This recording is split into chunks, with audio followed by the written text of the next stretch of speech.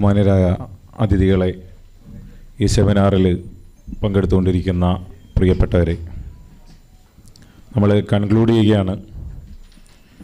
കേരളത്തിലെ മുന്നണികൾക്ക് ദേശീയ വിദ്യാഭ്യാസത്തിനെതിരായ ഒരു നയം ഇല്ല എന്ന്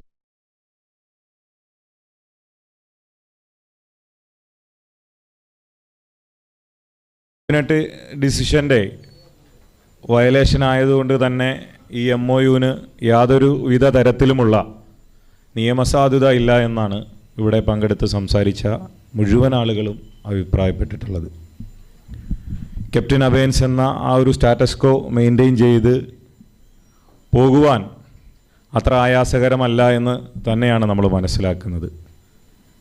ഇവിടെ ജനാധിപത്യത്തെയും ബഹുസ്വരതയും ഫെഡറലിസത്തെയും ഒക്കെ തന്നെ നിരാകരിക്കുന്ന, ശാസ്ത്രവിരുദ്ധമായ, ചരിത്രത്തെ നിഷേധിക്കുന്ന ഈ ഒരു PM ശ്രീയും ദേശീയ വിദ്യാഭ്യാസ നയത്തിനെതിരെയൊക്കെയും കൂട്ടായ്മകൾ രൂപപ്പെടേണ്ടതിനെ സംബന്ധിച്ചും അതിനെതിരെ ശക്തമായ ജനാധിപത്യ ജനകീയ പ്രക്ഷോഭങ്ങൾ ഉണ്ടാകേണ്ടതിൻ്റെ അനിവാര്യതയെ സംബന്ധിച്ചുമൊക്കെയാണ് എല്ലാ ആളുകളും ഇവിടെ അഭിപ്രായപ്പെട്ടിട്ടുള്ളത്. നമ്മുടെ കേരളം ഇത്രയും നാൾ ആർജിച്ചെടുത്ത മതനിരപേക്ഷ സംസ്കാരത്തെ ഉന്മൂലനം ചെയ്തുകൊണ്ട് ഒരു ഉത്തരേന്ത്യൻ സംസ്കാരം അടിച്ചേൽപ്പിക്കുവാനുള്ള ശ്രമങ്ങളാണ് നടന്നുകൊണ്ടിരിക്കുന്നത്. ഇതൊരു ചരിത്രപരമായ വഞ്ചന തന്നെയാണ്. ഞങ്ങൾ PM ശ്രീ ഒപ്പിട്ട് അതിനെ തള്ളിക്കളഞ്ഞു എന്നാണ് കഴിഞ്ഞ ദിവസം ഒരു ദേശീയ യുവജന പ്രസ്ഥാനത്തിൻ്റെ വക്താവ്, നേതാവ് ഒരു ചാനലിൽ വന്നിരുന്നു പറഞ്ഞത്. ഞങ്ങൾ ഒപ്പിട്ട് തള്ളിക്കളഞ്ഞു. പിന്നീട് ഇത് നടപ്പിലാക്കില്ല എന്ന് പറഞ്ഞ ആളുകൾ അതിൽ നിന്നൊക്കെ മലക്കം മറിഞ്ഞ് അത് നടപ്പിലാക്കുന്നതിന് വേണ്ടി പരിശ്രമിച്ചുകൊണ്ടിരിക്കുന്നു. അത് കേവലം പ്രകടന പത്രികയിലെ വാഗ്ദാനമായി മാത്രം ഒതുങ്ങുകയും അത് തെരഞ്ഞെടുപ്പ് കാലത്ത് വോട്ട് കിട്ടാനുള്ള ഒരു തന്ത്രം മാത്രമായിരുന്നു എന്ന് കേരളത്തിൻ്റെ പൊതുസമൂഹം തിരിച്ചറിഞ്ഞിട്ടുണ്ട് എന്നുള്ളത് ഒരു വസ്തുതയാണ്. ഞങ്ങൾ വിദ്യാഭ്യാസ മന്ത്രിയെ കാണുവാൻ പോയിരുന്നു. ഈ ഒരു ചരിത്ര വഞ്ചനയ്ക്ക് ഇവരൊക്കെ തന്നെയും ഉത്തരവാദികളാണ്. വിദ്യാഭ്യാസ മന്ത്രിയെ കാണാൻ യങ് ഡെമോക്രാസിൻ്റെ പ്രതിനിധികൾ ചെന്ന് കാണുകയും മന്ത്രിസഭാ ഉപസമിതി അംഗങ്ങളെ സന്ദർശിക്കുകയും ഒക്കെ ചെയ്തു. ഘോരഘോരം PM ശ്രീക്കെതിരെയും ദേശീയ വിദ്യാഭ്യാസ നയത്തിനെതിരെയും ഒക്കെ തന്നെ ശബ്ദിച്ചു കൊണ്ടിരുന്ന ആളുകൾ ഞങ്ങൾ എന്ത് ചെയ്യാനാണ് എന്നിങ്ങനെ കൈമലർത്തി കാണിക്കുന്ന, ഒരു പൗരനെ പരിഹസിക്കുന്ന നിലപാടാണ് സ്വീകരിക്കുന്നത് എന്നുള്ളത് വളരെ ഗൗരവകരമാണ്. PM ശ്രീ എന്നത് ഒരു സോഷ്യൽ എഞ്ചിനീയറിംഗ് ആണ്. സഹവർത്തിത്വവും സമാധാനവും നിലനിൽക്കുന്ന ഒരു സംസ്ഥാനത്തെ എങ്ങനെ മാറ്റിമറിക്കാമെന്നത് മുൻകാലങ്ങളിൽ സംഘപരിവാറിൻ്റെ പരീക്ഷണശാലകളിലൂടെ നമുക്ക് ബോധ്യപ്പെട്ടിട്ടുള്ള കാര്യമാണ്.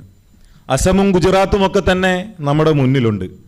ഗാന്ധിയുടെ പേരിൽ അറിയപ്പെട്ടിരുന്ന ഗുജറാത്ത് പിന്നീട് ഗോഡ്സെയുടെ അനുയായികളുടെ കലാപഭൂമിയായത് നാം കണ്ടതാണ്. അതൊരു ദിവസം കൊണ്ടോ ഒരു മാസം കൊണ്ടോ നടന്ന പ്രക്രിയ അല്ല എന്ന് നാം മനസ്സിലാക്കണം. 180 സീറ്റുകളിൽ 1980 180 സീറ്റുകളിൽ 141 സീറ്റുമായി ഗുജറാത്ത് ഭരിച്ച പാർട്ടിയായിരുന്നു കോൺഗ്രസ് എന്ന് പറയുന്നത്. അവിടെ മുസ്ലിങ്ങളും ക്ഷത്രിയരും പട്ടികജാതി വിഭാഗക്കാരും മറ്റു പിന്നോക്ക വിഭാഗക്കാരും ഒക്കെ തന്നെ വളരെ സാഹോദര്യത്തോടെ ജീവിച്ചിട്ട് ആ ജീവിച്ചിരുന്ന മണ്ണ് 2002 എത്തുമ്പോൾ അവരെ ഇരകളും വേട്ടക്കാരുമാക്കി വേർതിരിച്ചത് 20 വർഷം നീണ്ടു നിന്ന സംഘപരിവാറിൻ്റെ വിവിധ പദ്ധതികളിലൂടെയാണ്. അങ്ങനെ ഒരു പദ്ധതിയാണ് PM ശ്രീ എന്ന് പറയുന്നത്. ദേശമെന്നാൽ RSS എന്നും വിദ്യാഭ്യാസ നയമെന്നാൽ RSS വിദ്യാഭ്യാസ നയമെന്നും ആണ് സംഘപരിവാർ വിഭാവനം ചെയ്തിട്ടുള്ളത്.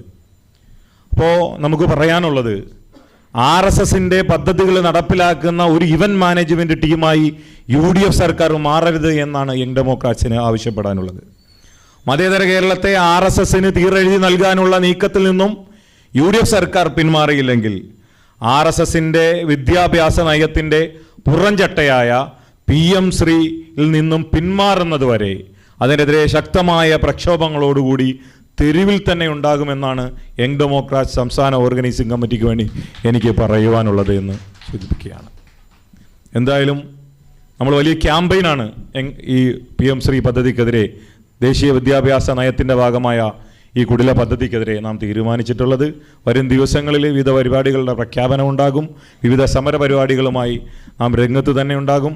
എന്തായാലും ഈ സെമിനാറിൽ പങ്കെടുത്ത മുഴുവൻ അതിഥികൾക്കും ഇതിൽ എന്നെ ശ്രവിച്ചുകൊണ്ടിരിക്കുന്ന എല്ലാ ആളുകൾക്കും അഭിവാദ്യം നേർന്നുകൊണ്ട് നിർത്തുന്നു. ജയ് ഹിന്ദ്, ജയ് യങ് ഡെമോക്രാറ്റ്സ്.